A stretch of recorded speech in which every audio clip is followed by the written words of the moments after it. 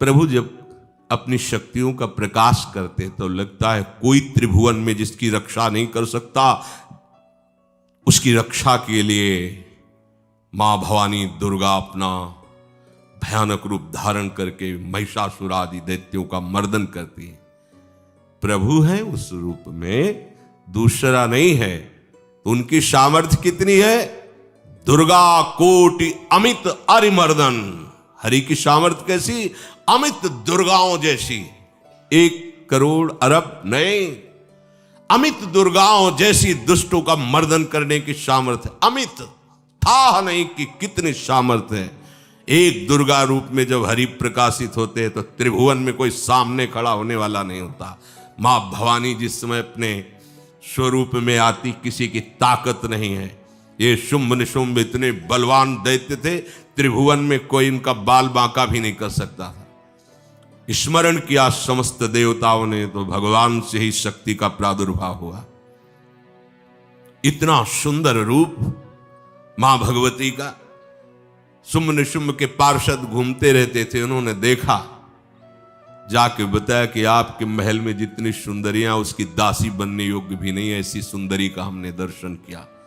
बोले मेरा जाके परिचय बताओ। बोले ऐसा नहीं लगता कि आपके परिचय बताने से केवल आ जाएंगे। तो उनका अगर ऐसा नहीं तो केश कर्षण निर्धूता गौरवा मां गरिष्यति।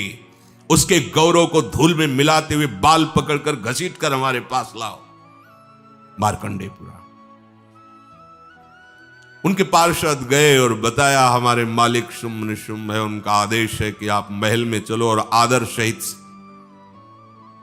अगर आप ऐसा ना करती हैं तो मैं आपका निरादर करते हुए बाल पकड़कर घसीटते हुए ले जाऊंगा। देवी जी ने मुस्कुरा दिया और कहा अपने मालिक से कह दो जाकर के कि हम उसी की आज्ञा पालन करती है जो हम पर युद्ध में विजय प्राप्त कर ले। वो जाके बोले हाँ वो तो मतवाले, त्रिभुवन में कोई जोड़ ही नहीं था। आए और उद्दंडता पूर्वक वचन बोलने लगे। माता जी ने कहा बस तब तक बोल ले जब तक मैं मधु का पान कर रही हूं। बस ये पान करते ही तेरी जीवन लीला समाप्त हो जाएगी। ऐसा ही हुआ। जो ही पान करके सिंह पर सवार होकर गर्जना की, सारा का सारा अहंकार धूल दूषित हो गया, काट के फेंक दिया। ऐसी अनंत अमित दुर्गाओं जैसी सामर्थ्य हमारे प्रभु श्री हरि में, अमित दुर्गाओं जैसी, क्योंकि अनंत शक्तियों के स्वामी हैं। उनकी लीला में क्यों में हो? अरे वो जब करुणा करते हैं, अपनी महिमा से उतरते हैं, तो भक्त जब ऐसे कर देता है तो डरप जाते हैं। माधवदास बाबा ने कहा नहीं चलना तुम्हें ब्रज में, हम तुम्हारी कहां तक सेवा देखेंगे, तुम्हें बाल भोग राजभोग। बाबा जी हैं, कभी मिला कभी यहीं रहो। वो बाबा आपके बिना नहीं रह सकते। दोबारा बोल नहीं पाए जगन्नाथ। ये सुन करके हृदय बलिहार होता है। ओ ऐसे सामर्थ्यशाली प्रभु अपने भक्त के प्रेम प्रणय पर भी कितना डरते हैं। ये भक्त नाच पड़ता है। ये कुतर्क की, संशय की वृत्ति यहां प्रवेश नहीं करती। दुर्गा कोटि अमित अरिमर्दन। अमित गिनती नहीं, ऐसी अनंत दुर्गाओं जैसी शक्ति हमारे प्रभु में विराजमान है। शक्र कोटि सत सरिष विलासा। आहा, अरबों इंद्र जैसा विलास प्रभु में। अरबों, एक इंद्र त्रिभुवनपति है, अरबों इंद्र के समान प्रभु का ऐश्वर्य है। और नवशत कोटि अमित अवकाशा। जिस एक आकाश के लिए गरुण जी से कह रहे हैं कि मच्छर से लेके आप तक उड़ते हो पार पाए, बोले ऐसे अरबों आकाश के समान अवकाश है प्रभु में। मरुत कोटि सत विपुल बल, रवि सत कोटि प्रकाश, शशि सत कोटि सुशीतल, समन सकल भव त्रास। अरबों पवन के समान महान बल है। अगर त्रिभुवन में कोई बल है तो पवन में बल है, वायु बल। बड़े बलवान देवता, बल में इनके समान कोई नहीं। इन्हीं के अंश से प्रकट होते पवन पुत्र हनुमान।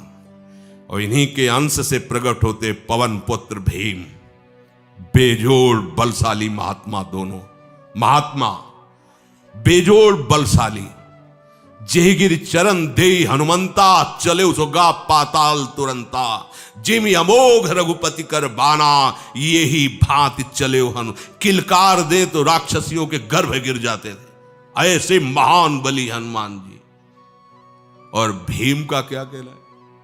जब ये देव पुष्प उड़ करके आया और द्रौपदी जी को दिया गया, तो द्रौपदी जी ने कहा इसका जोड़ होना चाहिए, इस पुष्प का। सबसे कहा पर किसी ने नहीं सुना। भीम ने कहा कहीं भी मिलेगा मैं इससे लाएंगे। ऋषियों ने समझाया कि आगे मत बढ़ो, ये यक्षों की भूमि है, युद्ध हो जाएगा और तुम्हें तैयारी करनी है हस्तिनापुर के लिए, और तुम इधर। वो सब दिव्य हैं, पवन पुत्र हैं, किसकी माने। अपने वेग को बढ़ाया तो महाभारत में पढ़ के देख लो, इनके चलने के वेग से वृक्ष उखड़ उखड़ कर गिर रहे थे।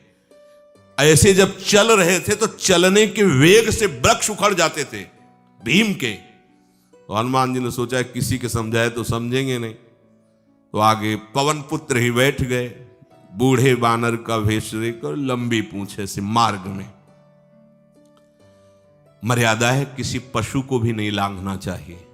विवेकवान उपासक ऐसा नहीं कि कोई सो रहा है पशु भी आप उसे लांघ जाए, ऐसा नहीं। जो विवेक है, जो मर्यादा है, वैसे किसी सोते हुए को लांघना नहीं चाहिए। उन्होंने कहा है वृद्ध बानर, ये अपनी पूंछ हटा ले और मार्ग दे दे, इस समय मैं विशेष कार्य के लिए जा रहा हूं। तो उनका जब कह ही दिया है वृद्ध, तो आप समझ ही रहे होगे कि वृद्ध में क्या ताकत होती। अब मेरी ताकत पूंछ हटाने की नहीं रह गई है, आपने तो वृद्ध ही कह दिया है, तो आप समझ रहे हो ना, आप पूंछ हटा लीजिए। कहा हमारी आज्ञा की अवहेलना करे, ऐसे उठी नहीं, दोनों हाथ लगाया, नहीं उठी, पूरी ताकत लगा दी। पवन पुत्र भीम की पूरी ताकत लग गई, पूंछ जरा से भी नहीं ली। हाथ जोड़ के खड़े बोले हम समझ गए हमारे बड़े भ्राता आप हनुमान जी हैं, क्योंकि ऐसा कोई बानर सृष्टि में पैदा नहीं हुआ कि मैं उसकी पूंछ ला हिला सकूं। मैं समझ गया। तो मुस्कुराए और बैठ के बोले हमारी आज्ञा मानो, इस मार्ग में मत जाओ, ये देव मार्ग है, ऐसे ऐसे सिद्ध हैं कि आपका अपराध बन जाएगा, आप शाप से युक्त हो जाएंगे, इसलिए मैं आपको मना। बोले प्रभु जब आप कृपा करके आए हो तो हमें वो रूप दिखा दो जो लंका में आपने रूप दिखाया। बोले मत उस बात की चर्चा करो, रहने दो। बोले प्रभु एक बार देखना चाहता हूं कि मेरा बड़ा भाई कितना बलवान है। हनुमान जी ने कहा फिर देख लो। कनक भूधरा कार शरीरा, समर भयंकर अति बल। कांप गए भीम जी, हाथ जोड़ बोले भैया नीचे।